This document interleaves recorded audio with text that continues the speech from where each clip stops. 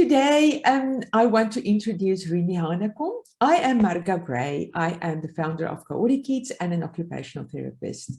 Rini Hanekom is the founder and owner of Dynamic Virtual Admin Solutions. Rini has exceptional experience in business operations, in sales and marketing. She loves to empower others by offering solutions to admin and business concerns. Her innovative business is virtual, but how she conducts it resembles personal contact. I have known Rini for many years, and her support for CoordiKids is highly valued. Apart from her role in the business office, she trained to be a CoordiKids provider as she wants to support children. She also created a business to help parents of young children. Rini, you are so welcome, and it's so lovely to talk to you. And I know your passion lies in the well-being of children. How are you indirectly helping children, including your own, through your work? Thank you, Marga, for the opportunity. It's really such a passion. Well, it's an honor to be part of the CoordiKids family, and it's lovely to see how CoordiKids always give back to the community.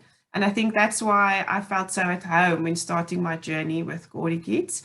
And firstly, I have to always start to say it was a big jump, a leap of faith, and really trust in our Creator to take this step forward, to resign from a full-time job after my son showed some signs of sensory motor skills problems.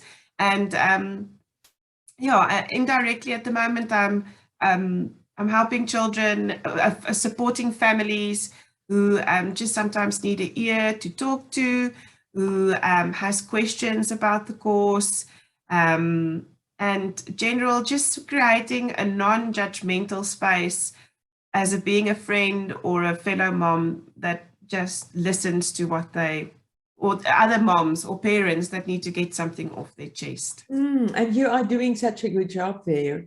So you cover many tasks at CoordiKids, including the coordinator of member support, and that provides all those opportunities that you just mentioned. And, you know, in doing that, you are indirectly helping a number of children. What aspect do you enjoy, and what do you find fulfilling most of all? I find just making other parents feel they're not alone. And no matter the situation, that there's always somebody there that not necessarily would be able to give. I'm obviously not an occupational therapist, but I can say it's okay. Sometimes it goes hectic in my house too. Sometimes I yell at my children too. Sometimes I feel frustrated too why something isn't working. So just to give them the support to know that they're not alone. One doesn't always have to agree with what everybody does, but I think just to make people feel it's okay, you know, and it will get better. So to create that space of non-judgment and to be a phone call or an email away, that's what fulfills me.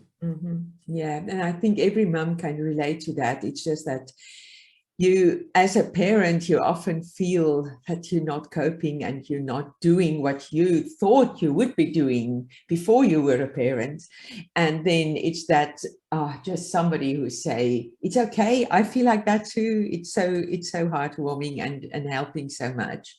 So Rini, you are juggling an admin business, contract work with diverse tasks, and your own children. How do you manage your time and perhaps more importantly, energy?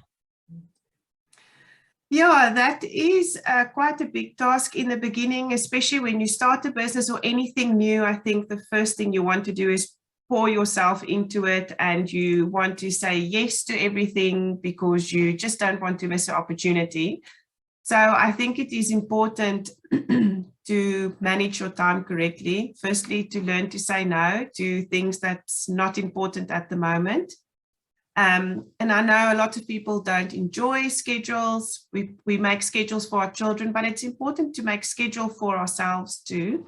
Scheduling things that happen at home, when to pick up the kids, when do you have time to do work, and also scheduling some time for yourself, whether it is spending the morning doing Bible study or going for a walk or having coffee with your friend or your mom or whatever. But it's very important, that age-old saying, you cannot pour from an empty cup. And then planning, which goes with scheduling probably, but yeah, I think that's very important. And then furthermore, I'm very lucky to have my sister with me in the business. So we delegate between the two of us to say, oh, you've got some time now and you are better with this function or this admin task. So you can look after it, so we delegate between the two of ourselves, or otherwise getting somebody like a virtual assistant to help you does also free up your time. Yeah. So you had this dream, I know when I met you, that you really wanted to work with children, although you were in business and marketing, and now you do it mostly indirectly, apart from your own children. But you had this dream and to help children. What is your advice to a parent or a professional with a dream and with an idea or a wish to help more children? Is there any specific starting point that you feel is essential? I definitely learned a lot after I did my providers course, and I spent a year to give well, it was called CoordiKids then, but the preschool course at a kindergarten or 2 kindergarten schools here. I'm in South Africa, by the way, from South Africa in Somerset. And I really learned a lot by working with the children directly and the parents. So I think a first point would be for anyone, a young person or a business owner, is to see how you can become part of the community, where you can perhaps help out at a kindergarten or at a therapist office. And then otherwise, I think also that works well is, if you want to offer support, is creating sort of a community group for the moms in your support group or parents, where you can just create that non-judgmental space for them to talk and sort of see how you want to contribute and how you want to start supporting families. So you can start. Sorry, I wanted to say, and I'm sure then once you start with that and putting out fingers or feelers, that opportunity will arise and you will find your way and where you're best suited and needed. So you don't have to start with a big picture. You can start really small with you and your neighbor and then expand a little bit because I think few mums or parents have the time and the energy to just start with something huge. But you never know where you can end up. And I think your business on all sides are still expanding, and it will grow. And nobody can tell you where you will be in 10 years or even in 20 years. So I think that's excellent advice. So you also created a cheat sheet for us with top hacks regarding time management. So whether you are a business owner, a parent, or both, you need to do time management, as you have said previously. So please give us a snapshot of what people can expect when they download the short cheat sheet. Sure. I think, like I previously said, the first thing is try and schedule your day, or try and schedule your week and your day, even hour by hour. I even go as far as to pre-plan my meals for the week ahead. It just makes it so much easier. Furthermore, start to say no. I think a lot of our moms or parents, I don't want to exclude dads, I think we want to make sure everybody's okay. Is the children okay? Is my spouse okay? Is the teacher okay? Is my friends okay? Sometimes, and you want to do everything for everybody. I think it's sort of in your nurture nature, and just to sometimes to say, you know what, I'm unable to do this for you now, but I will be able to help you tomorrow, or I won't be able to help you with this, but I think you should ask so and so. So it's just to say no doesn't need to be rude. It's just to see, start saying no to some things. Yeah. And then I like, if I have a busy day or things come in, I like to make a 3 list. So firstly, in a list, write down everything you need to do. Then start to divide it between what I need to do today, what can be done perhaps tomorrow, or what can I ask somebody else to help me with.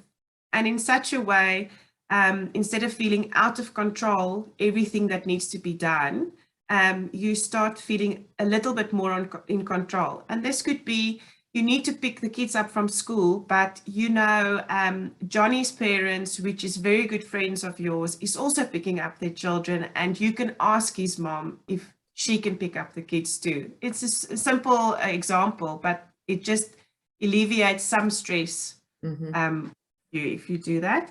And then I think us mothers struggle with it. I am a bigger fault in it, is try to focus on one thing. There's studies to show if you try to multitask too many things at once, it just takes you longer. So try to put your focus on one thing, finish it, and then move on. That's just a shot. I'm sure.